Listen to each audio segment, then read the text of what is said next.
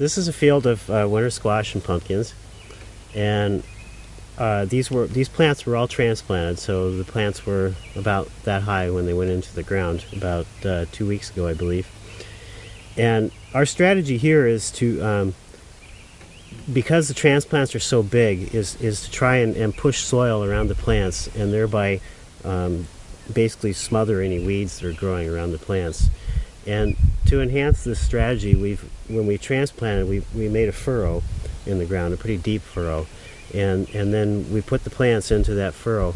And now when we come through with the cultivator, we'll push the soil back into the furrow, and that'll cover up the weeds that are growing in the furrow.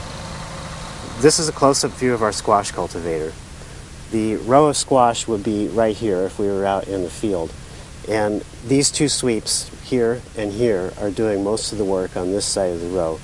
They're turning the soil up, exposing the weeds to the sun where they die. This sweep in particular is throwing a lot of soil into the furrow to bury the weeds that are in the furrow. Following right behind the sweeps is a Bezerides spring hoe, which finishes off the job by tucking the soil in right around the crop plant and burying any weeds that are real close to the crop plant. You can see this has been cultivated here, and the furrow is filled in, and you can't see any of the weeds that are in it. And right now you can just see little white threads, and they're laying on the surface and they're going to die.